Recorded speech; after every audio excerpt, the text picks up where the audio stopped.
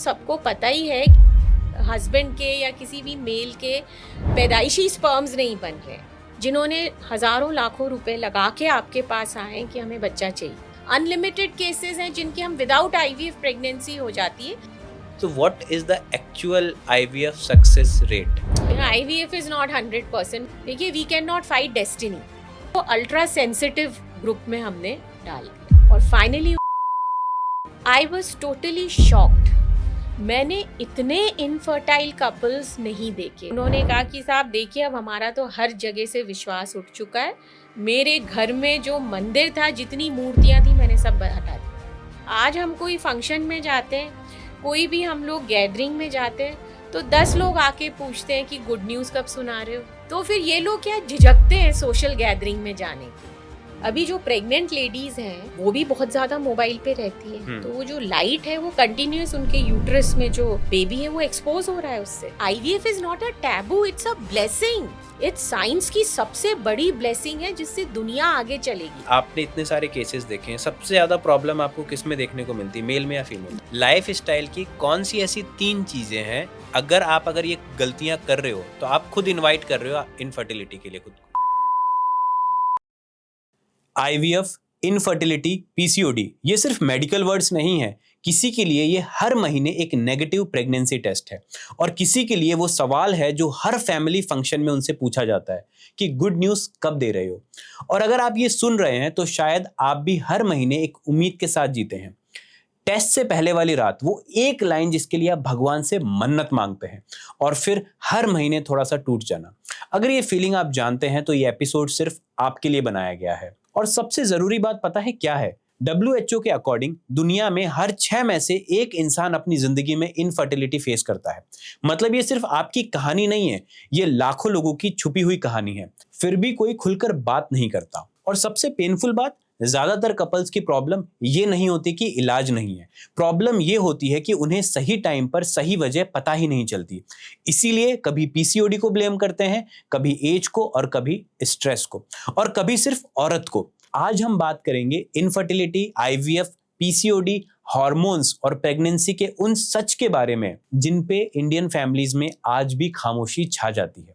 और इसीलिए आज मेरे साथ है डॉक्टर नमिता कोटिया। 25 साल से ज्यादा का एक्सपीरियंस, और इन सालों में इन्होंने सिर्फ रिपोर्ट, स्कैन्स और आईवीएफ साइकिल नहीं देखे, इन्होंने वो कपल्स देखे हैं जो हर जगह से हार के आखिरी उम्मीद बनकर इनके पास आए, और जिनमें से बहुत सारे घर खुशी लेके गए। इस पूरी बातचीत में इन्होंने खुलकर बताया है पीसीओडी होना मतलब इनफर्टिलिटी होता है ये नहीं, आईवीएफ कब जरूरी है, कब बिल्कुल भी नहीं, मेल फर्टिलिटी टेस्ट को लोग इग्नोर क्यों कर देते हैं, और एज और एग रिजर्व का असली सच क्या है, और वो एक गलती जो आपकी फर्टिलिटी को सबसे ज्यादा नुकसान पहुंचा रही है और आपको उसका अंदाजा तक नहीं है। और अगर अभी आपके मन में ये चल रहा है शायद प्रॉब्लम मेरे अंदर है, तो एक बात हमेशा याद रखिए, आप अकेले नहीं हैं और इनफर्टिलिटी किसी एक इंसान की फेलियर नहीं होती। ये एपिसोड आपको डर नहीं, क्लियरिटी देगा। तो चलिए शुरू करते हैं। तो मैम, मेरा पहला सवाल ये है कि आईवीएफ की ज़रूरत ही क्यों पड़ी? क्योंकि आज से 10-15 साल पहले या 20 साल पहले जितने आईवीएफ के क्लिनिक्स बहुत कम होते थे, आईवीएफ के डॉक्टर्स बहुत कम होते थे, वो लोगों को ज़रूरत भी नहीं पड़ती थी। लेकिन आज हर शहर में, हर एरिया में, हर कॉलोनी में आईवीएफ डॉक्टर्स और आईवीएफ क्लिनिक्स हैं। तो ऐसा क्या हो रहा है? देखिए, पहले आज से आप समझ लीजिए 30 साल पहले आईवीएफ जस्ट आया ही था। पहले तो बाहर की कंट्रीज़ में ही था। आईवीएफ बेसिकली क्या है कि एम्ब्रियो या बेबी या फीटस जो है वो महिला के गर्भ में नहीं बन पा रहा है, ट्यूब में नहीं बन पा रहा है। अब उसकी वजह क्या है? या तो कोई मेल फैक्टर हो सकता है, या ट्यूब्स ब्लॉक्ड हो सकती हैं, या कुछ अंडे बनने की प्रॉब्लम हो सकती है। तो अब पहले ये जो ऐसे कपल्स थे, तब अपने यहाँ इतनी आईवीएफ की सुविधा भी नहीं थी और एक्सपेंसिव भी बहुत था क्योंकि रिसोर्सेज बहुत कम थे। जर्मनी से मीडिया आता था जिसमें हम लोग एम्ब्रियोज डेवलप करते थे। तो फिर वो लोग, फिर कपल्स जब हर तरह से मेडिकल ट्रीटमेंट से फेल हो जाते थे और जिनकी अफोर्डेबिलिटी नहीं होती थी आईवीएफ की, वो फिर एडॉप्शन की तरफ जाते थे। अब जैसे जैसे टाइम निकलता गया, हर चीज़ इवॉल्व होती है, ह्यूमन लाइफ इवॉल्व होती है और रिसोर्सेज और इवॉल्व होते हैं, और इंडिया ने काफ़ी इसमें तरक्की करी, बहुत सी कंपनीज़ ने मीडिया बनाना शुरू किया, तो इसकी अवेलेबिलिटी होने लग गई। और इस तरह से जो IVF है वो थोड़े से मतलब इकोनॉमिकल इसमें पैकेजेस में अवेलेबल होने लगा। फिर लोगों में अवेयरनेस होने लगी। पहले तो देखिए, जब मैं पोस्ट ग्रेजुएशन कर रही थी 1990s में, तब किसी महिला के यदि बच्चा नहीं लग रहा होता था तो सास और बहू आती थी। उनके हस्बैंड तो आते ही नहीं थे। हम बोलते थे आपके बेटे को भी लाइए, उनका सीमन की जांच होएगी। नहीं, मेरा बेटा तो बिल्कुल ठीक है, उसे कोई प्रॉब्लम ही नहीं है। तो वो समय था। फिर धीरे धीरे एजुकेशन लेवल बढ़ा, बहुत सी चीज़ें, हर सेक्टर अपना इवॉल्व हुआ इंडिया में। तो मेन को खुद को ही ये जागरूकता हुई कि हम भी रिस्पॉन्सिबल हो सकते हैं इनफर्टिलिटी के लिए।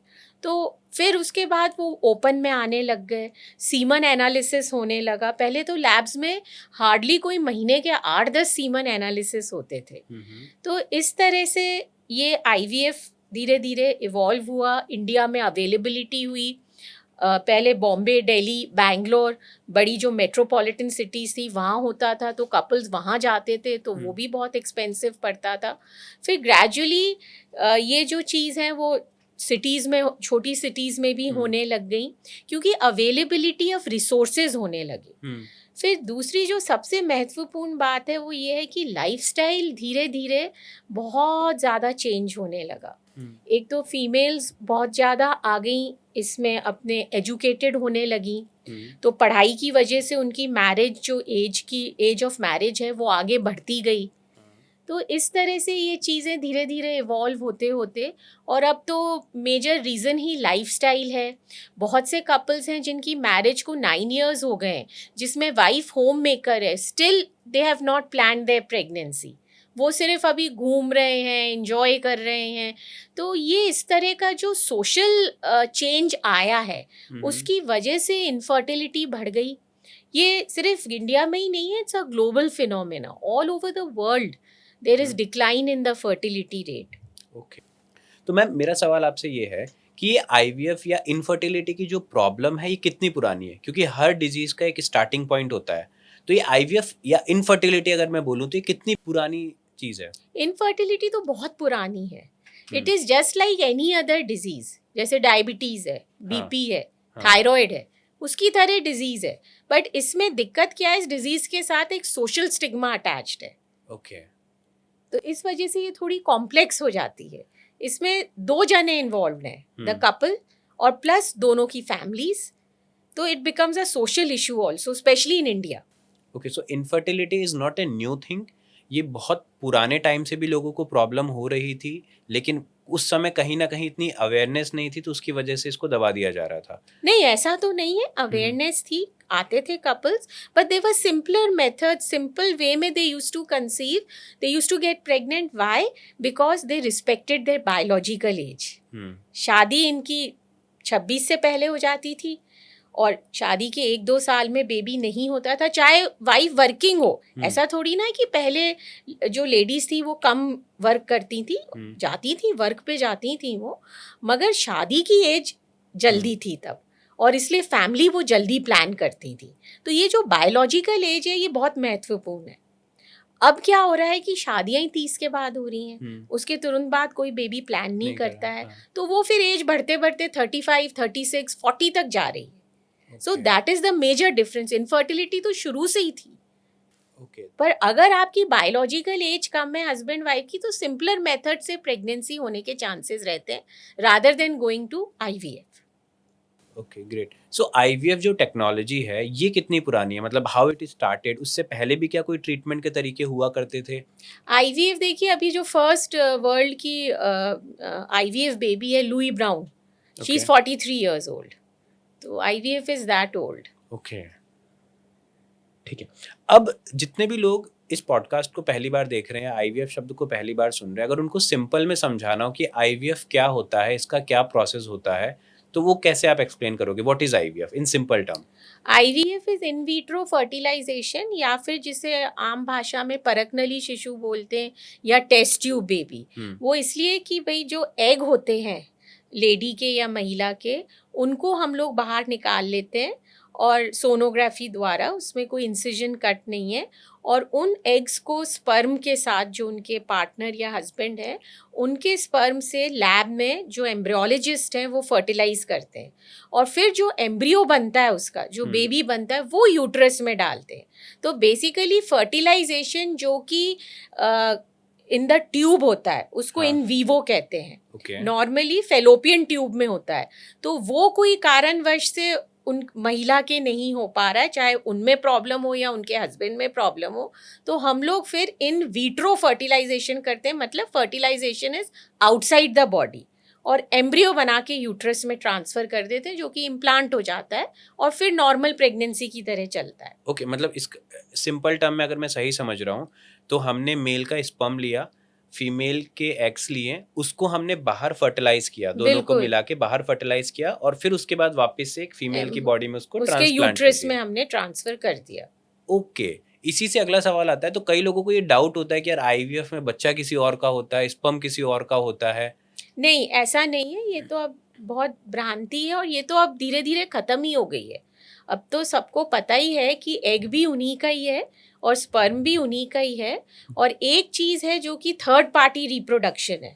थर्ड पार्टी रिप्रोडक्शन ये है कि यदि महिला के पैदाइशी अंडे ही नहीं बनते तो उस केस में हमें डोनर अंडे लेने होते हैं, और वो जो डोनर अंडे होते हैं वो सेंट्रल गवर्नमेंट ने जो ART बैंक्स हैं वो इस्टेब्लिश किए हुए हैं, तो वो वहाँ से हम लोग डोनर्स को रिक्रूट करके और उनके एग्स लेते हैं। सेम केसेस यदि किसी हस्बैंड के या किसी भी मेल के पैदाइशी स्पर्म्स नहीं बन रहे हैं, देयर इज़ नो वे, जो चीज़ पैदाइशी नहीं हो रही है उसका कोई ट्रीटमेंट नहीं है। तो उसके लिए हमको डोनर सीमन लेना पड़ता है। तो सेम प्रोसेस है, central government registered ART bank से, वहाँ से हम लोग एनोनिमस डोनर के स्पर्म्स मंगवाते हैं और फिर वो महिला के एग से फर्टिलाइज करके और एम्ब्रियो बनाते हैं। बट इस सिचुएशन के अंदर हस्बैंड वाइफ को पता है कि this is third party reproduction, उनकी पूरी लीगल कंसेंट होती है, अंडरटेकिंग्स होती हैं, एफिडेविट्स होते हैं, so it's a legal process. But ऐसे नहीं होता है कि किसी का एग किसी में, किसी के स्पर्म्स किसी में, ये चीज़ नहीं होती है ना। लोग भी जानते हैं इस चीज़ को कि इस तरह से काम नहीं होता है। Okay, perfect. Ma'am, you are having more than 20 years of experience, आप IVF इंडस्ट्री में कहीं ना कहीं पायनियर हो। So how did it all started? आपकी जर्नी कैसे स्टार्ट हुई, आपने कैसे डिसाइड किया? क्योंकि बैक देन इन 90s तो ठीक है, मेजर डॉक्टर प्रोफेशन होते थे, कार्डियोलॉजिस्ट बनना होता था, किसी को गायनाकोलॉजिस्ट बनना होता था। How was your IVF journey started? आपने कैसे अपनी IVF की जर्नी स्टार्ट करी?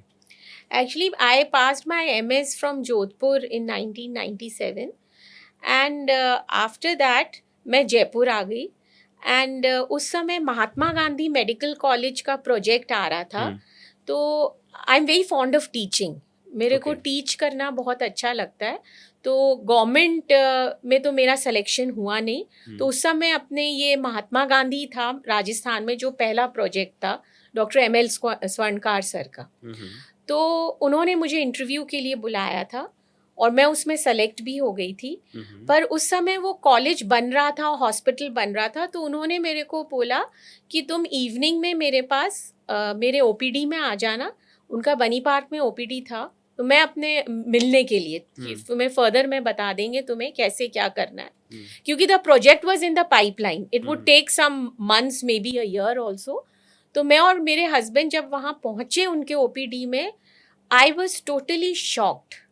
मैंने इतने इनफर्टाइल कपल्स नहीं देखे। He is a pioneer in the field of IVF, doctor ML Swarnkar, everyone knows him. He was the one in North India जिन्होंने IVF स्टार्ट किया, and so many couples benefited. तो जब मैं उनके OPD में पहुंची, मैंने देखा अंदर तो हॉल पूरा भरा हुआ ही है, बाहर तक वेटिंग है। So this was the state of infertility. मतलब आई वाज रियली शॉक्ड कि ये इतने कपल्स हैं जिनके बच्चे नहीं हो रहे। सो डॉक्टर स्वर्णकार सर ने मेरे को और मेरे हस्बैंड को बीच में बुलाया और उन्होंने मेरे को बोला, बेटा अभी कॉलेज में टाइम लगेगा, but why don't you join me in my fertility centre, Jaipur fertility centre के नाम से था उनका, बनी पार्क में अभी भी है। तो फिर जैसे ही वो होएगा कॉलेज का, अपन you will shift there and you will be a part of the faculty as assistant professor. तो आई सेड ठीक है सर। तो then I joined doctor Swarnkar, and that is how the interest first was definitely when I saw that there's so many infertile couples. I should also be a part of this and help such couples to have their biological child. उनका खुद का एक बच्चा होना चाहिए. हर दंपति का हक है कि भाई उनका खुद का बेबी होना चाहिए. So that is how I entered this. फिर तो मेरा मन इसी में ही लग गया. It's very challenging. Every couple is different. उनकी काउंसलिंग बहुत इम्पॉर्टेंट है. सबसे इम्पॉर्टेंट है वो बहुत दुखी होते हैं, बहुत परेशान होते हैं. तो उस समय हमें उनको गुस्सा भी आता है कि इतना इलाज ले लिया तो भी हमारे बेबी नहीं हुआ, तो हमें उनकी सुननी पड़ती है. तो इस तरह से मैं इस फील्ड में आई. ओके. और फिर इसी में ही कंटिन्यू कर रही हूँ. ग्रेट. मैम, आपने क्या चेंजेस देखे? मतलब आप 90s से इस फील्ड में हो, उस समय आपकी प्रैक्टिस के प्रोसेस अलग हुआ करते थे, पेशेंट से बात करने का तरीका. अब जो नए डॉक्टर्स आ रहे हैं, they might be having a different approach. तो क्या आपको कुछ फर्क दिख रहा है कि अभी वाले जनरेशन जो आईवीएफ डॉक्टर्स बन रहे हैं, what is the difference that you are seeing? The major difference is commercialisation. So this is one field which I still feel कि इसमें कमर्शियलाइजेशन नहीं है. इसमें आप देखिए वो कपल है जिन्होंने हज़ारों लाखों रुपए लगा के आपके पास आए कि हमें बच्चा चाहिए. तो इसमें हमें ट्रांसपेरेंट होना चाहिए. जो भी उनकी प्रेजेंट स्टेटस है कि उनकी कितने चांस है बनने के, आईवीएफ के द्वारा मतलब प्रेगनेंसी होने के कितने चांसेस हैं, we should be transparent. Exact जो सक्सेस रेट है वो उनको समझानी चाहिए. बट अब कमर्शियलाइजेशन बहुत ज़्यादा है, तो इस वजह से थोड़ा सा जो फेथ है वो थोड़ा सा कपल्स में जो है वो डॉक्टर की तरफ से उठने लगा है. और जो एक मेजर चेंज है वो है कि the social platform. Social platform पे आपको अनलिमिटेड चीज़ें मिलेंगी. उसमें अनलिमिटेड आपको रील्स हैं, मतलब एवरीथिंग पॉसिबल जो है वो आपको सोशल प्लेटफॉर्म पे मिलेगा. मगर वो सब सही नहीं है. तो उससे भी ये लोग इन्फ्लुएंस होते हैं कपल्स. तो एक वो चीज़ एक मेजर चेंज है. पहले ये सब नहीं था. पहले मतलब it was totally we were transparent, the couples had full trust in us. But now because I think social platform also is a very very important means to tell the couples what is right and what is wrong. बहुत ज़्यादा negativity भी आ जाती है couples में इन सब reels देखने से. Insta पे है, यूट्यूब पे है. फिर देखिए कोई बोल देंगे कि कोई भी कि भाई आप है ना आयुर्वेदिक लीजिए, आईवीएफ से मत जाइए. आयुर्वेदिक है, हमारे पास कितने कपल्स हैं हज़ारों रुपए आयुर्वेदा ट्रीटमेंट पे लगा लगा के आते, पर जब ट्यूब्स ब्लॉक्ड हैं, ट्यूब्स बिल्कुल ब्लॉक्ड हैं, या फिर ट्यूब्स प्रेगनेंसी, कोई ट्यूबल प्रेगनेंसी हुई है किसी कपल के और उसकी वजह से उनकी दोनों ट्यूब्स गई हुई हैं, उनका आयुर्वेदिक ट्रीटमेंट से कैसे प्रेगनेंसी हो सकती है? वो तो आईवीएफ ही होएगा. तो ये बहुत सी चीज़ें हैं जो ऑनलाइन मटेरियल अवेलेबल है, तो उससे भी बहुत टाइम वेस्ट होता है. ये वाली बात है. मैम, एक चीज़ बताओ, जैसे किसी भी पर्सन को कोई प्रॉब्लम होती है, डॉक्टर के पास जाता है, डॉक्टर उसके सिम्टम्स देखता है, उसको दवाई दे देता है और वो ठीक हो जाता है. एक आईवीएफ के प्रोसेस में डॉक्टर का इन्वॉल्वमेंट कितना ज़रूरी है? क्योंकि चाहे आप हो चाहे कोई भी हो, ही सी देखते हैं इनफर्टिलिटी की प्रॉब्लम है, दवाई दी और चीज़ें सही हो गई. तो एक डॉक्टर का कहाँ इंपॉर्टेंस या इन्वॉल्वमेंट आ जाता है? क्योंकि कई सारे पेशेंट ये डिसाइड नहीं कर पाते कि यार मुझे किस डॉक्टर के पास जाना चाहिए. सस्ता, महंगा, हर तरह के आपको ऑप्शंस हैं आपके पास अवेलेबल. तो एक डॉक्टर का इन्वॉल्वमेंट कहाँ और कितना ज़रूरी आ जाता है? देखिए एक सिंपल सा एग्जाम्पल देती हूँ. किसी को हार्ट की तकलीफ है, किसी को एकदम चेस्ट पेन हुआ, वो सबसे पहले देखेगा कि मुझे कार्डियोलॉजिस्ट के पास जाना चाहिए. किसी को पेट की तकलीफ है, आजकल पेशेंट्स फिजिशियन के पास नहीं जाते, गैस्ट्रोएंट्रोलॉजिस्ट के पास जाते हैं. सिमिलरली एक सिंपल हेडेक के लिए किसी को ऑफ एंड ऑन महीने भर से हेडेक चल रहा है तो भी वो प्रेफर करेगा मैं एक न्यूरो फिजिशियन या न्यूरोलॉजिस्ट के लिए के पास जाना चाहूँ. ऐसे ही फर्टिलिटी स्पेशलिस्ट डॉक्टर्स हैं. We are not just IVF doctors, हम लोग इन टोटल फर्टिलिटी ट्रीट करते हैं. ऐसा नहीं है जो कपल हमारे पास आएगा उसका आईवीएफ ही होगा, उससे पहले के भी कई ट्रीटमेंट्स हैं. अनलिमिटेड केसेस हैं जिनके हम विदाउट आईवीएफ प्रेगनेंसी हो जाती है and they achieve the Joy of parenthood. तो यदि किसी के निसंतानता है और वो ट्राई कर रहे हैं 1-2 साल से, तो my suggestion is that you must meet a fertility doctor. Don't waste time because already you are 30+. अब आप रूटीन गायनेकोलॉजिस्ट के पास तो बहुत काम होता है, डिलीवरीज हैं, यूट्रस निकालना है और कई गायनी सर्जरीज हैं, गायनी प्रॉब्लम्स हैं, तो वो इतना टाइम नहीं दे सकते। एक निसंतान दंपति या एक इनफर्टाइल कपल को हमें मिनिमम 20 मिनट्स, मैक्सिमम तो कोई टाइम ही नहीं है। हमें उनका प्रोफाइल इंडिविजुअल देखना पड़ता है, उनका क्या वर्किंग पैटर्न है, उनकी फैमिली किस तरह की है। ऐसे बहुत से इश्यूज उठ के आते हैं और पता चला ये तो एक छोटा सा इशू है जो जिसकी वजह से प्रेगनेंसी नहीं हो रही है, वो ही हम रिजॉल्व कर लेते हैं तो स्पॉन्टेनियस प्रेगनेंसी हो जाती है। तो इसमें हमें काउंसलिंग और टाइम बहुत देना पड़ता है, which a routine gynaecologist does not have. Okay, मैंने एक चीज़ देखी है, हमारे एक डॉक्टर थे, तो उनसे जब मिलने जाते थे ना, बड़े ऐसे प्यार से बात करते थे, और क्या हो गया, सब बढ़िया, क्या दिक्कत हो गई तेरे। मैंने एक चीज़ देखा है कि कई बार जब डॉक्टर आपसे बड़ा अच्छे से बात करता है, 2 मिनट 3 मिनट अच्छे से बात कर लेता है, आधी प्रॉब्लम तो वहीं सॉल्व हो जाती है। डेफिनेटली। सो आपके केस में भी कई बार क्या होता है, जो पेशेंट आपके पास आता है, एक मेंटल स्टिग्मा भी रहता है, डर, और क्योंकि किसी को अगर पेरेंटहुड नहीं हो रहा, किसी को बच्चा नहीं हो रहा, तो उसको बहुत प्रॉब्लम होती है। सो काउंसलिंग का कितना इंपॉर्टेंट रोल होता है, और क्या कई सारे न्यू एस्पिरेंट्स जो भी आईवीएफ में जाना चाहते हैं, उनको क्या एक चीज़ ध्यान में रखनी चाहिए? काउंसलिंग का मेन रोल काउंसलिंग का ही है इसमें। आपको सबसे पहले तो ये देखना है कि कपल का क्या एटीट्यूड है। कई बार ये होता है कि वाइफ अंदर आ जाती है, बाहर हस्बैंड है कि वो 1 मिनट मीटिंग पे हैं, ऑनलाइन मीटिंग पे हैं। मैं कहती हूँ कोई बात नहीं, वेट करेंगे, आएंगे तो दोनों ही आएंगे चैम्बर में। तो एक तो उन दोनों का प्रोफाइल देखिए आप, फिर उनको ये देखना पड़ेगा अपने को कि क्या रीज़न है उनके इनफर्टिलिटी का। अभी हमारे पास जो कपल्स आ रहे हैं ज़्यादातर अनएक्सप्लेन्ड है। अभी ये पहले आज से 25-30 साल पहले unexplained infertility was there in hardly 2 to 5%। अब ये इंक्रीज हो गई है 40 to 50%। अनएक्सप्लेन्ड क्या है कि हस्बैंड वाइफ दोनों नॉर्मल है मगर फिर भी प्रेगनेंसी नहीं हो रही है। तो कहीं ना कहीं यहाँ लाइफस्टाइल फैक्टर्स आ जाते हैं जो कि क्वालिटी ऑफ स्पर्म और एग दोनों को डेट्रियोरेट करते हैं, तो प्रेगनेंसी नहीं होती है। तो ये सब चीज़ें हमें इंडिविजुअलाइज करके ही हम ट्रीटमेंट डिसाइड करते हैं। ऐसा नहीं, आईवीएफ भी एक सिंपल सिंगल प्रोसेस है, इसके भी कई प्रोटोकॉल्स हैं। बहुत से प्रोटोकॉल्स हैं और कौन सा प्रोटोकॉल हर पेशेंट पे, हर कपल पे कौन सा फिट होएगा वो हमें देखना पड़ता है। मेरे को एक चीज़ आपने बोला कि IVF is not only the option for infertility. तो मैं स्टार्टिंग से समझना चाहता हूँ कि एक कपल है जिसकी शादी हुई है, काफ़ी ट्राई किया, 2-3 साल 4 साल हो गए, एंड दे आर नॉट, वो पेरेंटहुड नहीं अचीव कर पा रहे, बच्चा नहीं हो पा रहा, तो उनको क्या करना चाहिए?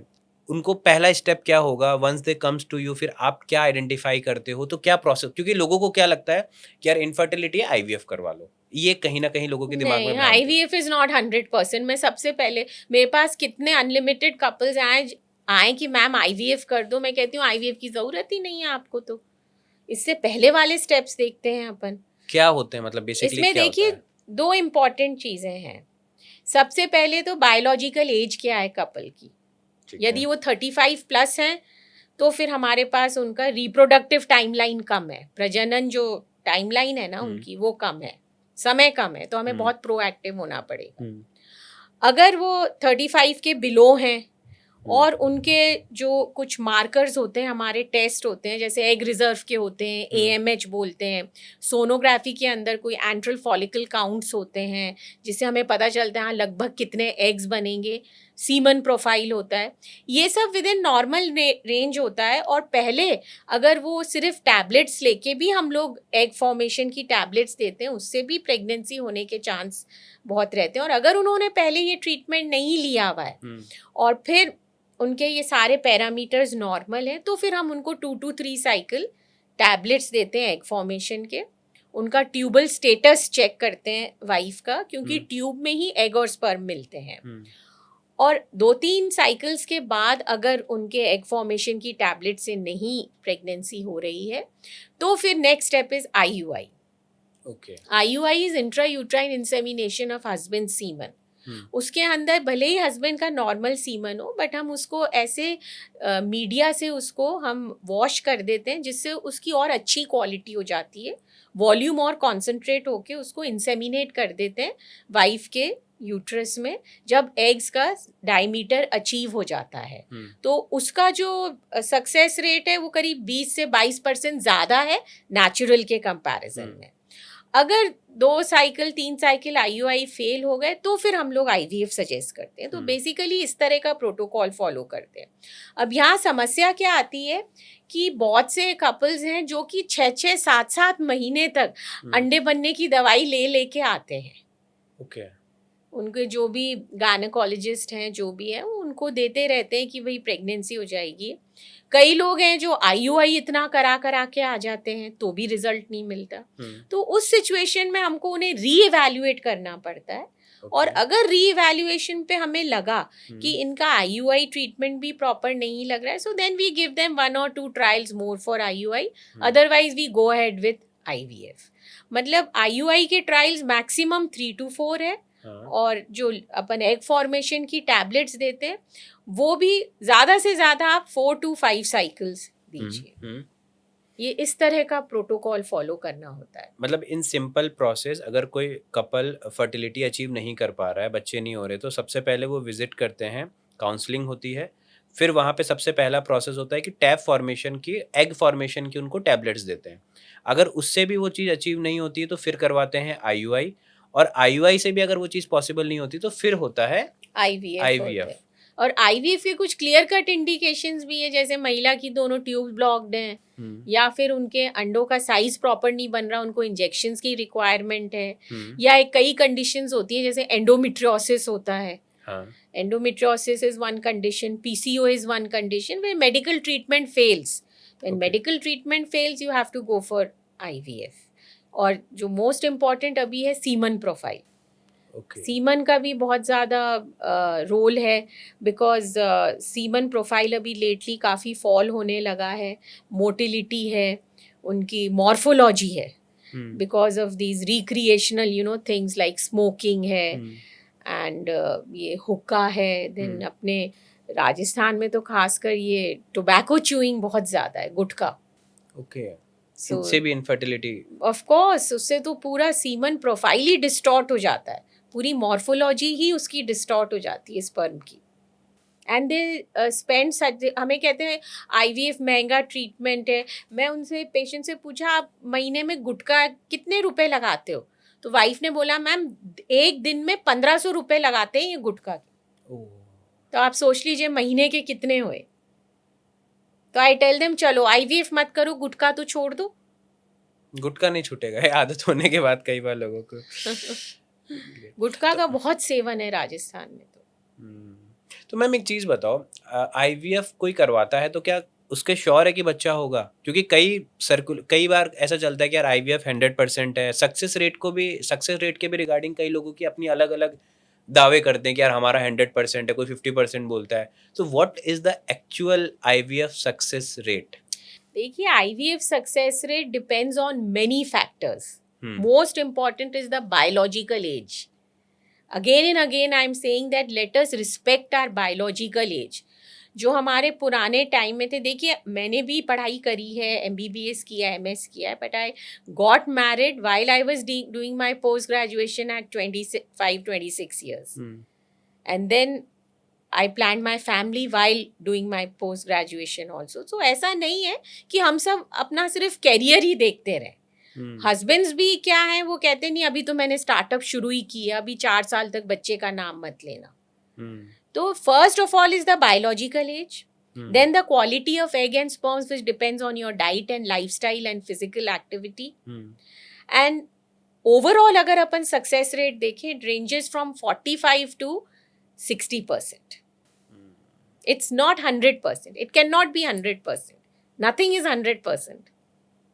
मैं आपके साथ 2019 से एसोसिएटेड हूँ, तो मेरी जब शादी हुई थी ना 2021 के आसपास शादी हुई थी, तो मैम के साथ काम करते करते इतना देखते देखते मेरे को एक चीज़ समझ में आ गई थी कि भाई शादी के बाद जल्दी बच्चे पैदा कर लेना। तो यू वोंट बिलीव मैंने शादी के पहले साल में पहला बच्चा कर लिया and by the age of 30 मेरे एक लड़का है एक लड़की है, फैमिली कंप्लीट हो गई। आप खुद ही देखो ना ऋतुराज जी, अभी 45 साल में लड़की हुई है हमारे कपल के। अब वो जब 20 साल की होगी, सबसे पहला इश्यू तो है कि दोनों में से जिंदा कौन है। अभी आप देखिए बहुत से इश्यूज हैं, हेल्थ ऐसी इशू है, अपन सुनते हैं 42 में ख़त्म हो गया, कोई 50 में ख़त्म हो गया। और आजकल ना तो जॉइंट फैमिलीज हैं, उस बच्ची को कौन देखेगा। जब भी तो गवर्नमेंट ने एज फिक्स कर दी, वाइफ की 50 और हस्बैंड की 55, इसके बियॉन्ड हम लोग इनफर्टिलिटी ट्रीटमेंट दे ही नहीं सकते। अच्छा, किसी की एज अगर 50 है, वाइफ फीमेल की 50 और मेल लास्ट और हस्बैंड की 55 पार्टनर की, अगर वो 55.5 भी हो गया ना, वी कैन नॉट गिव। और मैम किसी का मान लो आईवीएफ भी फेल हो जाता है, जैसे आप अभी सक्सेस रेट पे मुझे बता रहे थे, तो सबसे पहले मुझे बताओ कि कितनी एवरेज है, मतलब कोई रिसर्च के बेस पे क्या है? यही 45 to 60% है ओवरऑल। अच्छा, 45 to 60% हाँ, है। एवरेज अपन माने तो 100% शॉर्ट तो नहीं ये भी नहीं, एक कुछ नहीं है। भी नहीं, तो नथिंग। अब मान लो किसी कपल के आईवीएफ से भी नहीं हो रहा, देन उनके पास क्या फिर ऑप्शन है? आईवीएफ का एक सिंगल चांस नहीं होता है, ओके। आईवीएफ के मल्टीपल चांस होते हैं। बट पहले जब आज से 20 साल पहले हम करते थे तो 3 आईवीएफ का हम लोग कह के रखते थे। But now times have change, things have changed. Why? Again because couples are coming at advance stage. तो first cycle of the couple is very important.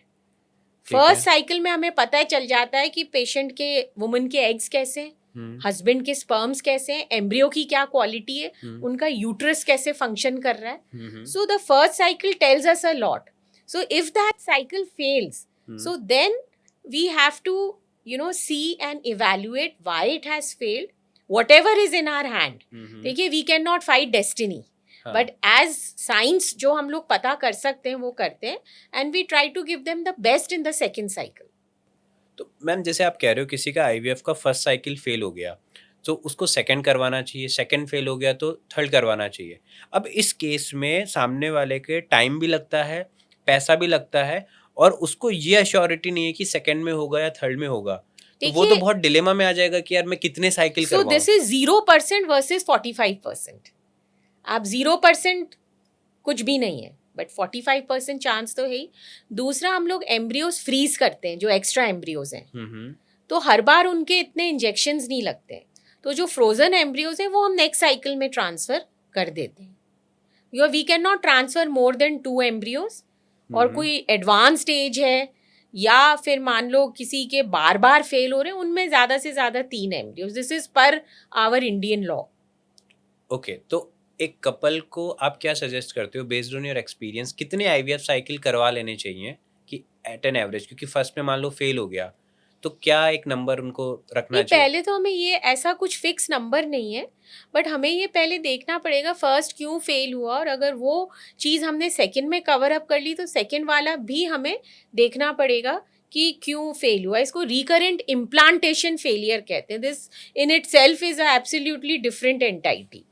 जिनके बार बार एम्ब्रियोज इम्प्लांट होने नहीं पा रहे हैं उसको रिकरेंट इम्प्लांटेशन फेलियर बोलते हैं। And you will be surprise to know that a huge study shows that it is only the lifestyle factors which can improve your IVF success rate. मतलब अगर किसी पर्सन की इनकम कम है, पीछे कोई support नहीं है, then he can not play with his health life style, क्योंकि आईवीएफ भी अपने आप में एक एक्सपेंसिव है। अगर एक फेल हो गया, दूसरा तीसरा, तो कई लोग तो अफोर्ड भी नहीं कर पाएंगे। नहीं, अब ऐसा नहीं है, ऐसा नहीं है। It's with in reach. ये पुरानी बात है जब हमारे पास इंजेक्शंस भी बहुत महंगे आते थे। अब तो we have Indian make injection, so ऐसा नहीं है कि इट्स एक्सपेंसिव। आज आप देखिए शादी और प्री वेडिंग शूट में इंसान लाखों खर्च कर देता है, तो उस हिसाब से तो बिल्कुल भी एक्सपेंसिव नहीं है। ऑन एन एवरेज 1.5 लाख, इसमें प्रोसीजर, इंजेक्शन सब कुछ इंक्लूड होते हैं। थोड़ा बहुत ऊपर नीचे होता है डिपेंडिंग ऑन द सेंटर्स। जो भी सेंटर्स डिसाइड करते हैं, the rates have not been capsized by the government, तो थोड़ा सा ऊपर नीचे चलता है। ओके मैम, आपने एक चीज़ बताई, आईवीएफ का प्रोसेस तो क्लियर हो गया, जहाँ पे मेल और फीमेल, मेल का स्पर्म और फीमेल के एग लेके बाहर फर्टिलाइज करते हैं और फिर वापस यूटेरस में डाल देते हैं। आईयूआई में क्या प्रोसेस होता है? What is done actually in IUI के अंदर fertilisation is inside the women's body. हम लोग तो सिर्फ सीमन को प्रोसेस करके उसकी क्वालिटी बढ़ा देते हैं, उसको और कॉन्सेंट्रेट कर लेते हैं। तो इसलिए आईयूआई के अंदर जो वाइफ है उनकी एक ट्यूब खुली हुई होनी चाहिए। आइडियली तो दोनों ट्यूब्स खुली होनी चाहिए, बट एक ट्यूब तो खुली होनी चाहिए कि उस तरफ एग बन रहा है तो ही चांस है आईयूआई में प्रेगनेंसी होने का। तो Okay. IUI is in vivo fertilisation, मतलब it is occurring inside the body of the woman. Okay, मतलब कि मेल के स्पर्म्स लेते हैं, उसकी क्वालिटी को बाहर इम्प्रूव करते हैं और फिर फीमेल में ये उसको इंसर्ट कर देते हैं. इंसेमिनेट कर देते हैं. ओके, ठीक है, ग्रेट. मैम एक चीज़ और मुझे बताओ, आप बार बार कह रहे हो life style life style life style, but आज का जो कल्चर है वहाँ पे हुकअप कल्चर बहुत चल रहा है. आजकल मैं देखता हूँ रील्स होती हैं कि यार आपका बॉडी काउंट कितना है. सो ये कितना इफेक्ट करता है having multiple partner before marriage और even after marriage people are having extra marital affair, तो ये कितना इफेक्ट करता है किसी की फर्टिलिटी को? देखिए, इमोशनल बॉन्ड बहुत ज़रूरी होता है हस्बैंड वाइफ में. तो अगर आप बिफोर मैरिज ही इतना ज़्यादा बॉडी काउंट है आपका, तो एक तो you are prone to multiple infections. There are many things जो सेक्शुअली ट्रांसमिटेड होती हैं. हर बार बैरियर मेथड ऑफ जो कॉन्ट्रासेप्शन है फेल भी होता है. बहुत सी लड़कियां आती हैं हमारे पास इमरजेंसी कॉन्ट्रासेप्टिव पिल पूछने के लिए. तो एक तो ये फैक्टर है. दूसरा, आपको अब इंटरेस्ट नहीं रहता है.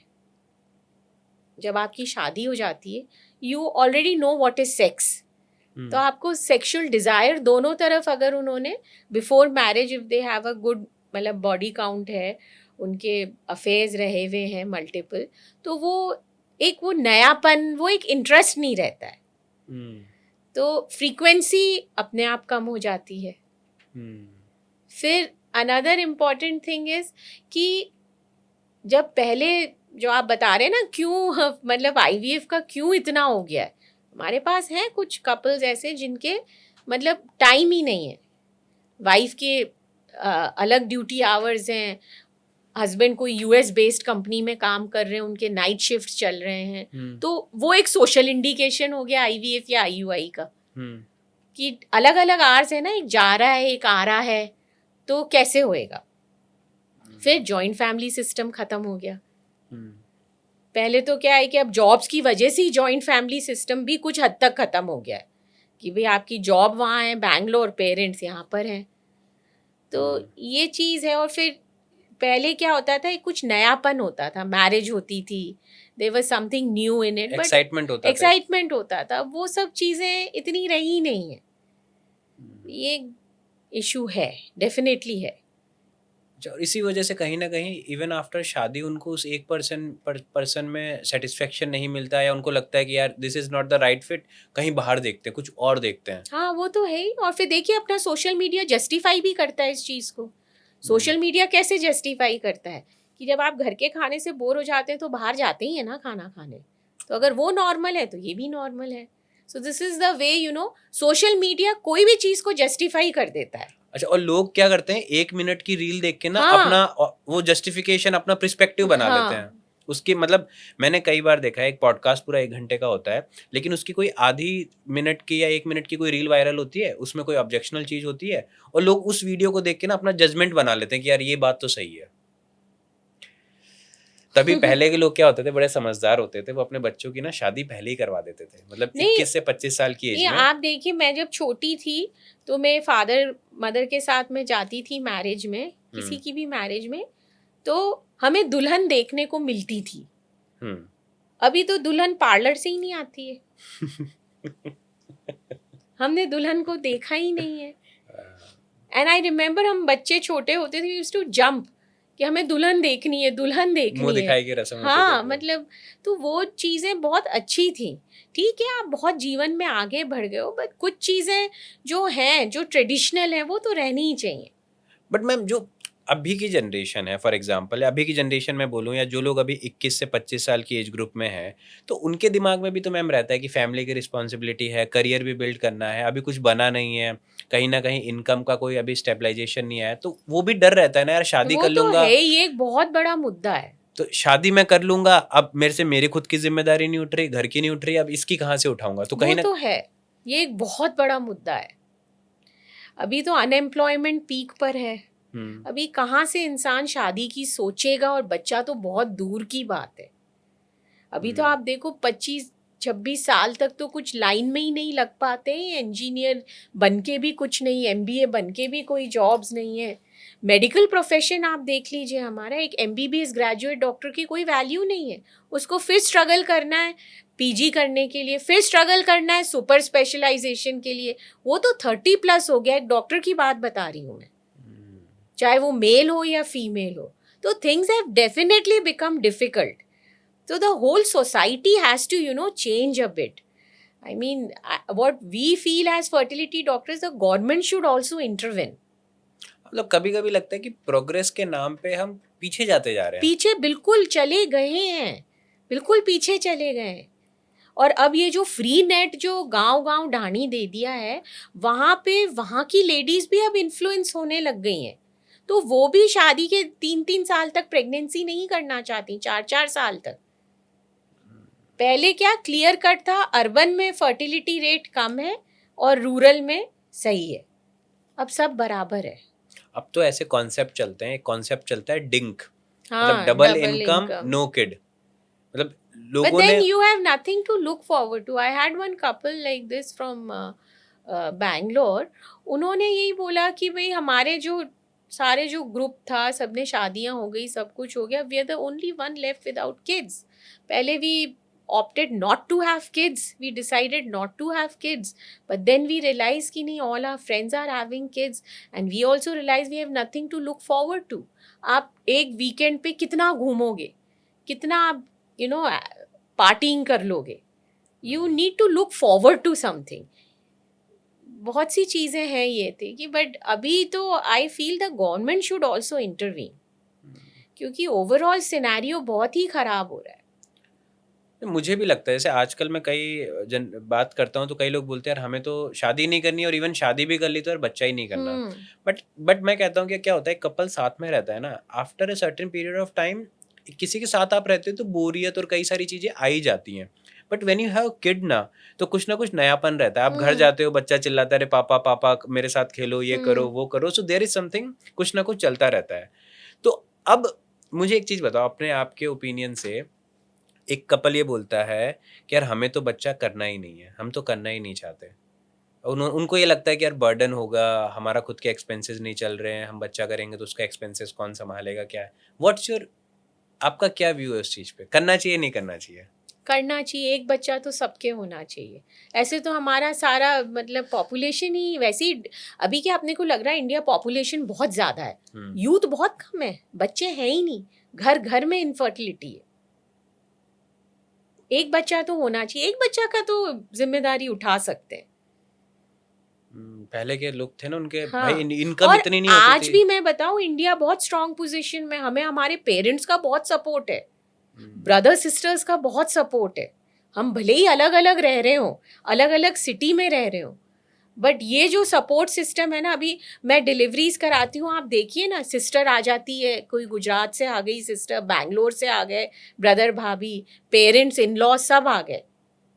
तो वो सिस्टम अभी भी है अपने, तो we are in a very strong position. तो इसलिए I think one biological child तो मैंडेटरी है, उसके बगैर अपना कैसे चलेगा ना, वंश कैसे चलेगा, अपना कंट्री कैसे चलेगा?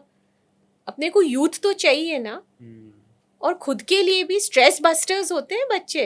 हाँ, आप खेलते हो, बड़ा एंजॉय आता है, आप एक पल के लिए अपनी सारी प्रॉब्लम सब कुछ भूल जाते हो। बट हाँ, डेफिनेटली अभी जैसे कपल्स आते हैं, एक भी फुल स्टॉप लगा देते हैं कि एक्सपेंसिव है, बच्चा दूसरा करना हमारे लिए एक्सपेंसिव है। Why? Education is very expensive. Private schools की education, we all know the fees is so huge, lots of projects, add on खर्चे बहुत होते हैं।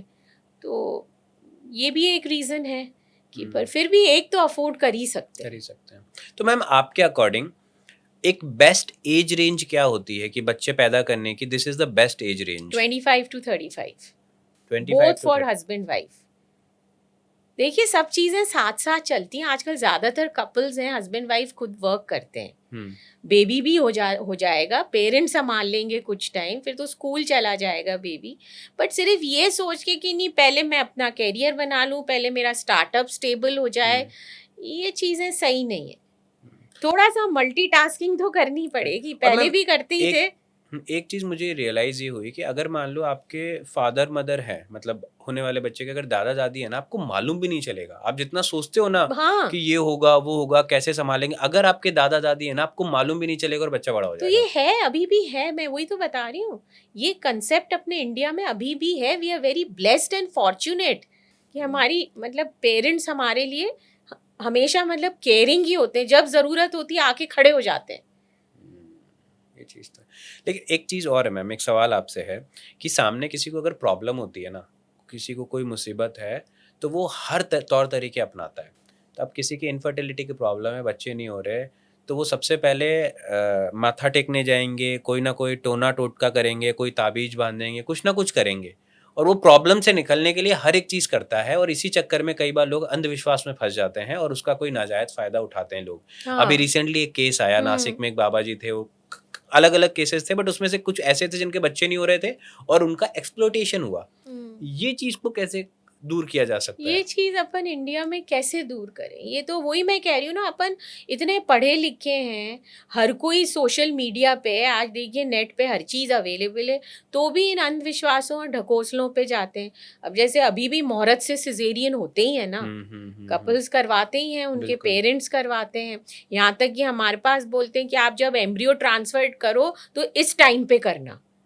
तो अब ये अच्छा। उनको कोई पंडित ही बताते होंगे या कोई जो भी है वो बताते ही हैं। हुँ, पर ठीक है, वी रिस्पेक्ट देम कि हुँ, चलो हम भी चाहते हैं आपकी प्रेगनेंसी हो तो हम उस दौरान कर देते हैं embryo transfer. But we should not lose the scientific basis. हुँ। हमें साइंस की तरफ तो देखना ही पड़ेगा ना, जो साइंस क्या कहती है। अच्छा, कोई ऐसा केस बता सकते हो क्या जहाँ पे आपने देखा हो यार कपल बड़ा अंधविश्वास में बहुत तगड़े तरीके से डूबा हुआ था कि बाबा जी ने हमें ये बोल रखा है, हमें ये यहाँ जाना है, उस धाम जाना है, ऐसा कुछ कोई केस अभी हुआ है आपके साथ? बिल्कुल हुआ है, but it was around 9-10 years back. एक कपल आया, उनकी वाइफ की एक ट्यूब में प्रेगनेंसी रह गई थी, तो इमरजेंसी में सर्जरी होके उनकी ट्यूब हटा दी हुँ, और उनके 2 यूनिट ब्लड भी लगे थे, दूसरी ट्यूब सही थी।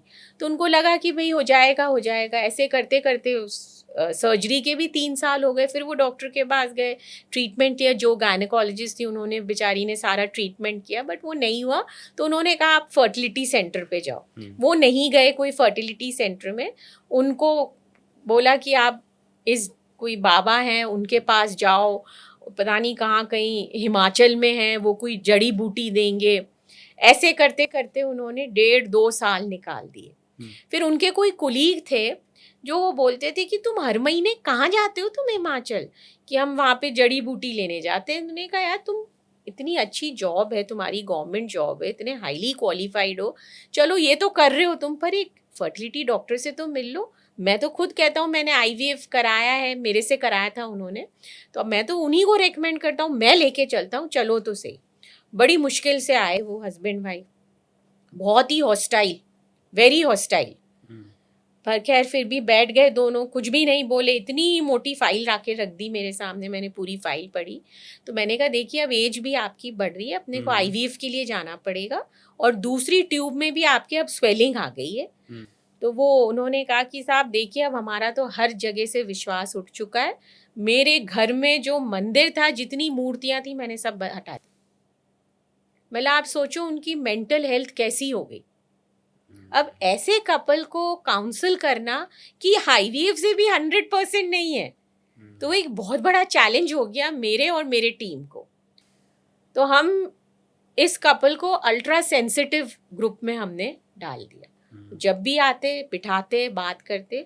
पर इसमें क्या है, मैं आपको बताऊं ना, जो उनके कुलीग थे उनका बहुत बड़ा हाथ था। हुँ। उन्होंने बहुत सपोर्ट किया हर कदम पे, और फाइनली उनके ट्विन्स हुए। अरे वाह! तो मेरे ये कहने का मतलब है कि इंसान इतना परेशान हो जाता है कि ये भी छोड़ देता है। फिर ये सब जो पंडितों का है, जो आप बता रहे हो, कोई बाबा के जाना है, मंदिर जाना छोड़ देता है कि हुँ, भाई ये सब, मतलब ईश्वर इज अनकाइंड टू मी, भगवान ने मेरे साथ बहुत बुरा किया है, हुँ। मैंने ऐसे जीवन में क्या किया कि भगवान ने मेरे को ही बे औलाद रखा है, इस तरह की फीलिंग्स आने लग जाती हैं। तो ऐसे में जो है अभी भी कपल्स हैं जो छुपाते हैं कि हमारा आईवीएफ से बेबी हुआ है। मैं कहती हूँ उन कपल्स को, तुमको कहना चाहिए अपने आसपास, देखो कितनी निसंतानता है, उनको बोलो कि हमारे भी आईवीएफ से हुआ, आप भी चलो आगे बढ़ो जीवन में। तो ये चीज़ हम लोग लैक करते हैं यहाँ पर। हाँ, इंडिया में मैंने देखा है मैम, दो ऐसी प्रॉब्लम्स होती हैं। देखो, हर किसी में कोई ना कोई डिजीज़ या कुछ ना कुछ प्रॉब्लम्स होती हैं, लेकिन आदमी को अगर फर्टिलिटी से प्रॉब्लम रिलेटेड कोई प्रॉब्लम है तो वो उसको छुपाता है, या फिर मेंटल हेल्थ से रिलेटेड प्रॉब्लम है तो ये वो और एक्सेप्ट ही यही नहीं करता। दो प्रॉब्लम्स बढ़ रही हैं इंडिया में। मेंटल हेल्थ, साइकेट्रिक इश्यूज बहुत हो रहे हैं, लोनलीनेस हो गई है ना। आपका मोबाइल कितना दोस्त है हम्म। भाई, आजकल कम्युनिकेट करना ही बंद कर दिया। पहले तो हम फोन करते थे, हम्म। अब तो फोन ही नहीं करते, एक मैसेज टाइप करते हैं, और वो भी आजकल तो कॉपी पेस्ट वाला सिस्टम ना हो कोई गया है। फीलिंग है, ना कोई नहीं, कुछ इमोशन। भी नहीं है। और अब तो चैट जीपीटी एआई से कुछ ऐसा सा मैसेज देख लेते हैं, प्रॉम्प्ट दे के वही डाल देते हैं। मतलब कहीं ना कहीं इमोशन लेस होते जा रहे हैं हाँ लोग। हाँ। ठीक है, तो मैम एक चीज़ बताओ, अभी इसी से रिलेटेड एक सवाल है कि हम आजकल ना बहुत मैनिफेस्टेशन के बारे में सुनते हैं, माइंडफुलनेस के बारे में सुनते हैं। ये कैसे इम्पैक्ट करती है किसी भी कपल की फर्टिलिटी या इनफर्टिलिटी जर्नी को? मतलब उसके लिए भी अपने को समझना पड़ेगा उनका प्रोफाइल क्या है। नहीं, ये इसका जैसे, फर्क पड़ता है क्या? मतलब कोई नहीं, पॉजिटिव डेफिनेटली थिंकर पड़ता है? है, डेफिनेटली पड़ता है। मेडिटेशन है, योगा है। कई लोग हैं जिनको ये सब चीज़ें नहीं पसंद, उनको वॉक करना पसंद है। मैंने कहा करो, वॉक करो। हम्म। मतलब आपकी कुछ फिजिकल एक्सरसाइज हो, उससे मेंटल थकान हो, तो आपके यहाँ फिर नेगेटिव थॉट्स नहीं आते। तो मैनिफेस्टेशन काम करता है अपने? बिल्कुल करता है, डेफिनेटली। अब बाहर की कंट्रीज में, स्पेशली यूरोप में, they are fertility support groups. वो groups are run by those couples who have undergone IVF and have been blessed with children, and also there are those couples also who have undergone IVF many times but were not successful, जिसे अपन recurrent implantation failure कहते हैं, but then they learned how to live beyond children, कि बच्चों के अलावा भी जीवन है। तो ऐसे फर्टिलिटी ग्रुप्स हमारे इंडिया में नहीं है। हम कोशिश भी करते हैं, पर जैसे मैं आपको बता रही हूँ ना, मेरे को पेशेंट कहता है मैम आप डिलीवरी जब कराओगे तो आप प्लीज़ बताना मत वहाँ पे कि आईवीएफ से हुआ है। तो अभी भी हम लोग इसी भंवर में फंसे हुए हैं। IVF is not a taboo, it's a blessing. It's science की सबसे बड़ी ब्लेसिंग है जिससे दुनिया आगे चलेगी। आप सोचो, जिन कपल्स के बच्चे नहीं हो रहे और उनके आईवीएफ से हुए हैं, उन्होंने कैसे आगे अपना वंश बढ़ाया है। दुनिया आगे चलेगी, वो बच्चे आगे जीवन में अच्छा करेंगे, उनकी शादियां होंगी, उनके बच्चे होंगे। ये जो कुदरत का चक्र है, ये चलते रहना चाहिए। तो आईवीएफ टैबू नहीं है, एक तो ये चीज़ समझना बहुत ज़रूरी है। वो अभी भी माना जाता है टैबू है। अब ये जो फर्टिलिटी सपोर्ट ग्रुप्स हैं, ये तो बहुत हेल्पफुल रहते हैं। इंडिया में ऐसे नहीं है? नहीं, इंडिया में नहीं। मैम, आपने ना बड़ी क्लोजली काम किया है जो कपल्स इनफर्टिलिटी की प्रॉब्लम से गुजर रहे हैं। कई बार क्या होता है, वो अपनी प्रॉब्लम खुल के कह नहीं पाते, किसी से बात नहीं कर पाते। बट बीइंग ए डॉक्टर, आप थोड़ा सा एक्सप्लेन कर पाओगे कि उनके अंदर क्या चलता है, क्या उनके अंदर विचार चलते हैं, क्या लड़ाई? क्योंकि एक कपल के बच्चा नहीं हो रहा, पूरी कोशिश कर रहा है वो, तो बड़ा परेशान हो जाता है। जैसे आपने बोला कि मूर्तियां सारी उठा के फेंक दी, तो क्या एक प्रॉब्लम चलती है कपल के अंदर? उनको लगता है कि मैं इनकम्प्लीट हूँ, मेरे में इतनी क्षमता ही नहीं है कि मैं अपना एक बायोलॉजिकल बच्चा पैदा कर सकूं। दोनों, कई बार तो क्या आजकल ये हो रहा है कि दोनों हस्बैंड वाइफ नॉर्मल है, और अगर किसी एक के प्रॉब्लम होती है तो वो जना तो बिल्कुल लेट बैक हो जाता है। मतलब उसको तो लगता है कि मेरी वजह से ये सब हो रहा है। तो वो जो एक गिल्ट होता है ना, तब यहाँ पर क्या है कि सोशल मीडिया के नेगेटिव पॉइंट्स तो अपन ने डिस्कस किए, पॉजिटिव पॉइंट यहाँ आता है। वो जना सोशल मीडिया पे देखेगा या इसके भी यही प्रॉब्लम थी, मैं तो इसी, आई शुड गो अहेड। तो ये एक पॉजिटिव पॉइंट है। अगर वो सोशल मीडिया पे देखता है, सर्च करता है कि मेरी ये ऐसी प्रॉब्लम है और इसका ट्रीटमेंट है, चाहे वो आईवीएफ है, तो वो एक पॉजिटिव फैक्टर है। बट मेन जो फीलिंग इन कपल्स में आती है, हम इनकम्प्लीट हैं, हम अधूरे हैं, हमारा वजूद ही क्यों हुआ है। आज हम कमा रहे हैं, हमारी जॉब भी है भगवान की दया से, पेरेंट्स हैं, सब हैं, बट आज हम कोई फंक्शन में जाते हैं, कोई भी हम लोग गैदरिंग में जाते हैं, तो 10 लोग आके पूछते हैं कि गुड न्यूज़ कब सुना रहे हो। आप ऐसा करो, ऐसे इस डॉक्टर के पास जाओ, आप ऐसा करो, हर पूरनमाशी को व्रत रखो। तो फिर ये लोग क्या झिझकते हैं सोशल गैदरिंग में जाने के लिए। हैं बहुत से हाईली एजुकेटेड कपल्स है, वो कहते हैं we are fine on our own. जहाँ जाओ वहीं पे वो एक ही सवाल उठता है, कहीं ना कहीं वो अकेले भी पड़ जाता है ना। और कह रहे हैं फिर ये भी फील होता है कि छोटे ब्रदर की तो अभी शादी हुई और वाइफ प्रेग्नेंट है। मेंटली कितना वो चलता होगा, मेंटली बहुत बहुत ज्यादा वही चलता कपल है। समझ सकता है जिसके ऊपर वो। और फिर इसके क्या दो रिप्रकशंस हैं। एक तो ये है कि कपल फिर लग जाता है इसी ट्रीटमेंट में, और दूसरा रिप्रकशन है छोड़ो इसको, मुझे चाहिए ही नहीं बच्चा, मैं तो एक डॉग पाल लेता हूँ, एक पपी ले आता हूँ, बस खत्म, यही मेरा बच्चा है। तो ये एक्सट्रीम हो गया बिल्कुल। और कहीं ना कहीं मैम सोसाइटी में क्या होता है कि जब एक कपल को बच्चा नहीं होता ना, तो कहीं ना कहीं सबसे ज़्यादा प्रॉब्लम या सबसे ज़्यादा जो गिल्ट फेस करना पड़ता है एक फीमेल को फेस करना पड़ता है। और सोसाइटी ने एक ठप्पा लगा रखा है, एक नाम निकाल रखा है कि यार ये तो बांझ है। मेल के ऊपर इतनी वो चीज़ें नहीं आती। तो यहाँ पे एक मतलब एक हस्बैंड का क्या रोल आ जाता है। मान लो फॉर एग्जाम्पल किसी एक पर्सन में दिक्कत है, तो सबसे पहले मुझे आप ये बताओ ऑनेस्टली कि आपने इतने सारे केसेस देखे हैं, सबसे ज्यादा प्रॉब्लम आपको किस में देखने को मिलती है, मेल में या फीमेल में? दोनों इक्वल हैं। अच्छा, ऐसा नहीं कह सकते कि यार मेल में ज्यादा या फीमेल में दोनों ज्यादा? बराबर है। 50% प्रॉब्लम वाइफ में होती है, 50% मतलब आप ये समझ लो 20 मतलब अराउंड आप 3 से डिवाइड कर दो इसको। जैसे कुछ दोनों में, कुछ एक्सक्लूसिव वाइफ में, और कुछ हस्बैंड में, और कुछ दोनों में, और कुछ अनएक्सप्लेन्ड। तो यहाँ पे फिर कपल का क्या रोल आता है कि वो एक दूसरे का कैसे साथ दे, क्या चीजें वो ऐसे करें कि एक होता है ना एक साहस बांधने वाला कोई हो कि बोल सकता है कि नहीं यार निकल लेंगे। टाइम देना पड़ता है एक दूसरे को, क्वांटिटी टाइम, नॉट क्वालिटी।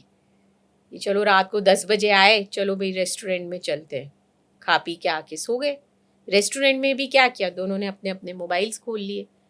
अपने को एक दूसरे को समझना होगा, क्वालिटी टाइम देना पड़ेगा। जैसे बहुत से पेशेंट्स हैं जिनको हम बोल देते हैं भाई IVF ही होएगा, कि अच्छा मैम ठीक है IVF ही होएगा, तो हम ऐसा करते हैं IVF से पहले हम एक बार वियतनाम घूम के आ जाते हैं। मैंने कहा बिल्कुल कह रहे, क्योंकि फिर दिक्कत हो जाएगी, IVF के बाद तो जा नहीं पाएंगे। तो मैं कहती हूँ ठीक है, वियतनाम जा रहे हैं आप, ये कुछ मेडिसिन ले जाओ, इसके कुछ एग्स और स्पर्म्स की क्वालिटी इंप्रूव होगी। काफ़ी पेशेंट्स तो प्रेग्नेंट होके ही आ जाते हैं, IVF की ज़रूरत ही नहीं पड़ती उनको। तो that is the quantity time we have to give. एक दूसरे को हस्बैंड वाइफ सपोर्ट नहीं करेंगे, उनको समझेंगे नहीं, आप दोनों जने को पास कुछ है नहीं बोलने को, पर मोबाइल तो मत उठाओ, दोनों कमरे में बैठो अपने आराम से, धीरे धीरे बात पे बात निकलती है ना। तो कहीं ना कहीं कोई रास्ता तो मिलता ही है, बात करने से रास्ता तो निकलता है। तो मैम जैसे अपनी जो भी कन्वर्सेशन है उसमें कहीं ना कहीं मोबाइल सोशल मीडिया का जिक्र बहुत ज़्यादा हुआ। एक मोबाइल को क्या बोलोगे आप, बूम बोलोगे या अभिशाप बोलोगे एक कपल के बीच में? Necessary evil. It's a necessary evil. It helps you also, definitely helps you, but वही है ना, किसी चीज़ की अति सही नहीं है। अभी जो प्रेग्नेंट लेडीज हैं वो भी बहुत ज़्यादा मोबाइल पे रहती हैं, तो वो जो लाइट है वो कंटिन्यूस, जो मोबाइल की स्क्रीन वो कंटिन्यूस उनके यूट्रस में जो बेबी है वो एक्सपोज हो रहा है उससे। अब उसके आगे की अब स्टडीज़ आएंगी या आ भी गई हैं कि इन बच्चों में कुछ अटेंशन डेफिसिट पाया गया है, कुछ फोकस नहीं कर पाते हैं वो। तो कोई भी चीज़ की अति सही नहीं है। जैसे वेटिंग रूम में मैं देखती हूँ ना, उनका भले ही सेकेंड नंबर हो, वो भी वो तुरंत मोबाइल उठाएंगे। पहले आज से मतलब 15-16 साल पहले हम लोग मैगजीन्स रखते थे, न्यूज़पेपर्स रखते थे वेटिंग एरिया में। एंड बहुत से जो फीमेल्स थी जो फॉलिकल एग फॉर्मेशन की सोनोग्राफी मॉनिटरिंग जिसे कहते हैं आती थी, वो एक नॉवल लेकर आती थी, वो पढ़ती रहती थी कि जैसे ही हमारा नंबर आएगा सोनोग्राफी करा के निकल जाएंगे। अब तो ना तो कोई मैगजीन्स हैं, ना न्यूज़पेपर है, कुछ भी नहीं है। आप मानोगे नहीं मैम, मैंने तो इवन कुछ मेरे दोस्त भी हैं, कई लोगों की आदत हो गई है, अगर खाना खा रहे हैं ना, खाते समय तारक मेहता का उल्टा चश्मा चलेगा उनके। अगर बच्चा खाना नहीं खा रहा तो वो वीडियो दिखा देंगे और वो खाता जाएगा। तो ये मेरे को लगता है आने वाले टाइम में तो बहुत बड़ी प्रॉब्लम होने वाली है। हो चुकी है। आँख खुलने से पहले ही हाथ मोबाइल पे जाता है कि कहाँ है, यही है ना। 2 दिन मोबाइल चला जाए तो आदमी तो पूरा तड़प जाएगा। बिल्कुल, कि बिल्कुल ये मेंटल, ये तो क्या एडिक्टेड है ना। ये तो बैंगलोर में तो जो सेंटर है निम्स, वहाँ पे तो बहुत से लोग हैं जो डी एडिक्शन के लिए भर्ती हुए हैं। इतना भयंकर मोबाइल एडिक्शन हो गया है। मैम अच्छा ठीक है, अब बताओ, लाइफ स्टाइल की आपने खूब बात करी कि लाइफ स्टाइल की वजह से चीज़ें हो रही हैं।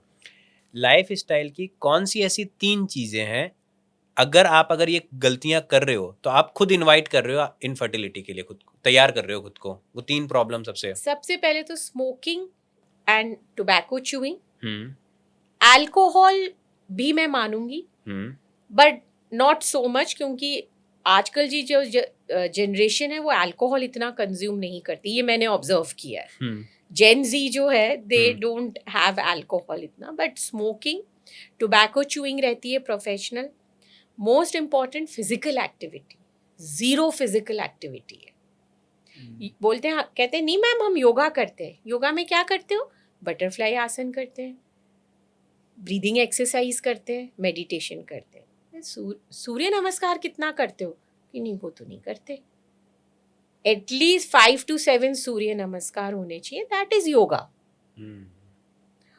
फिजिकल एक्टिविटी किसी भी फॉर्म में, जो भी आपको पसंद है, जिम है, एरोबिक्स है, जुम्बा है, आजकल बॉलीवुड डांसिंग का खूब ज़्यादा हो गया है, वो भी आप ज्वाइन कर सकते हो। सिंपल वॉक है 30-40 मिनट्स की, वो कर सकते हो।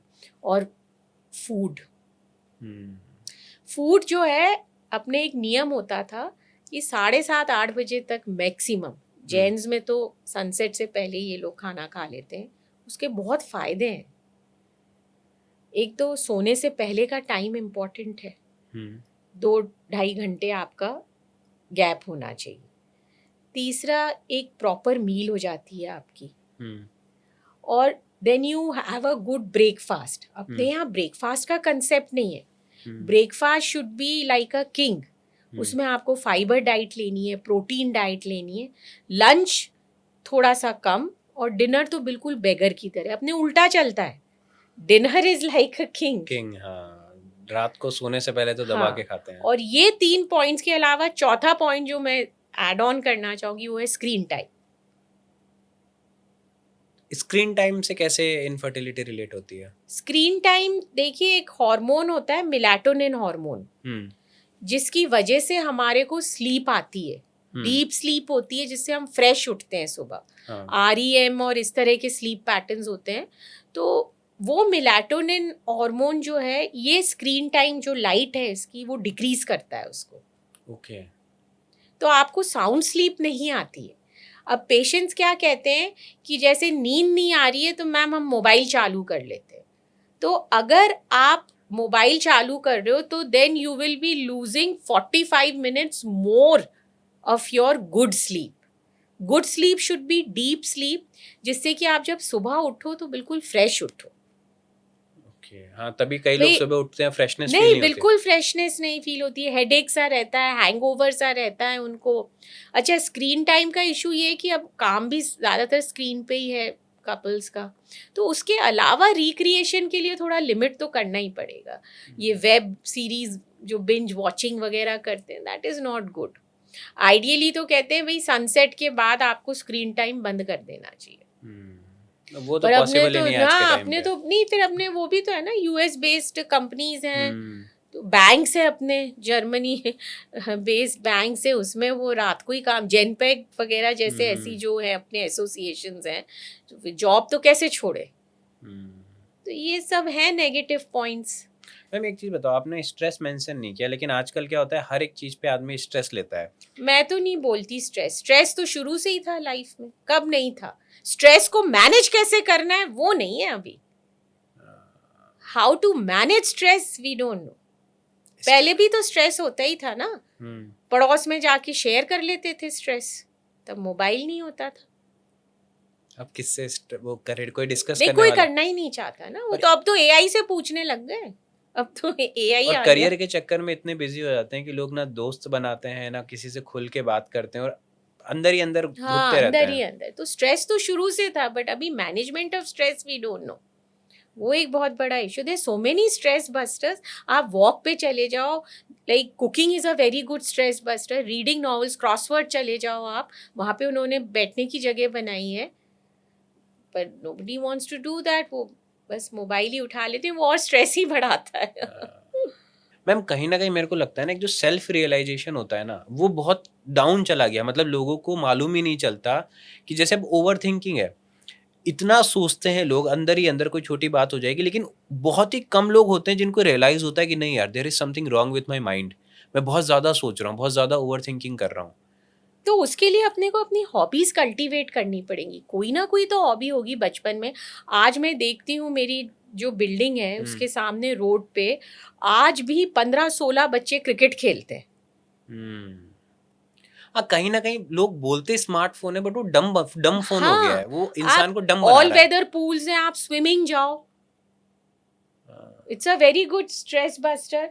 जो आप कह रहे हो ना, वो हस्बैंड वाइफ आपस में कम्युनिकेट नहीं करते, वो ऐसे प्रिज्यूम कर लेते हैं कि इसने ऐसा सोचा होगा तो इसलिए अब मैं ऐसा ही करूँगा। तो जब तक अपन बातचीत नहीं करेंगे ना, बातचीत से मसले सॉल्व होते हैं, अदरवाइज नहीं। अच्छा मैम, एक और चीज़ बताओ, थोड़ा ऑफ द टॉपिक है। व्हाट्स योर ओपिनियन, आजकल गर्लफ्रेंड बॉयफ्रेंड का एक कल्चर होता है, शादी से पहले आजकल ये हो ही गया है कि सबके गर्लफ्रेंड बॉयफ्रेंड होते हैं। आई एम नॉट सेइंग कि मल्टीपल पार्टनर की बात, बट शादी से पहले एक रिलेशन होना, सिंगल ही हो, मतलब एक कमिटेड रिलेशन हो अब 6 पीयर 7 साल का, प्रेशर बहुत होता है ना, क्योंकि सबके है तो फिर हमारे भी होना चाहिए। वो सही है या नहीं? क्योंकि कहीं ना कहीं कुछ ऐसा बोलते हैं कि यार ये ना हमें आने वाली शादी के लिए तैयार करता है, हम पहले ही सारे नाटक देख लेते हैं, हमें मालूम होता है कि ये होने वाला है। आपका क्या ओपिनियन है उस चीज़ पे? नहीं, मैं तो कह रही हूँ अपने पेरेंट्स की तरफ देखो, अपने ग्रैंड पेरेंट्स की तरफ देखो, उन्होंने ये सब किए थे क्या? ठीक है, मतलब आप कह रहे हो कि यू शुड हैव फ्रेंड जिसके हाँ साथ नहीं, आप। But not just for the heck of it you should have a girlfriend और बॉयफ्रेंड। अगर आपकी कंपेनियनशिप है, फ्रेंडशिप है, आपकी वेवलेंथ मिलती है, तो then you continue, you become, but just for the heck of it कि अब मेरी फ्रेंड के हैं, मेरे नहीं है, मैं कैसे पीछे रह गई, ये चीज़ सही नहीं है। आज भी हैं बहुत से लोग अरेंज्ड मैरिज के लिए जाते हैं। आपके according what are the good elements of a happy relationship? क्या चीज़ें होनी चाहिए एक अच्छे मेन तो इज योर मेंटल स्टेबिलिटी और mental wavelength. It's not only the physical appearance और एनीथिंग, आप मेंटली कैसे एक दूसरे से, मतलब क्योंकि देखिए हमारे एक सीनियर टीचर रहते थे, पास्ड अवे इन कोविड, वो हमको सर्जरी पढ़ाते थे, वो हमें हमेशा यही बोलते थे कि मैरिज की वैल्यू आपको 50 के बाद पता चलेगी, when you need a companion.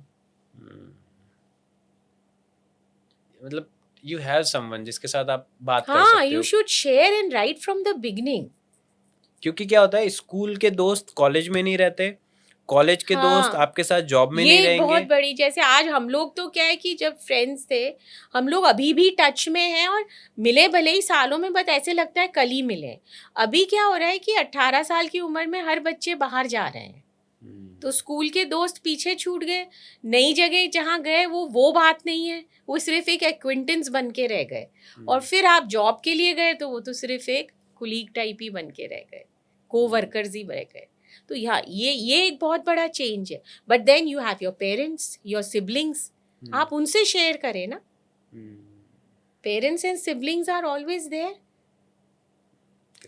ठीक है मैम, एक लास्ट क्वेश्चन मेरी तरफ से, जो भी कपल इस वीडियो को देख रहा है जो पेरेंटहुड अचीव नहीं कर पा रहा है, उनके लिए आप क्या मैसेज देना चाहोगे?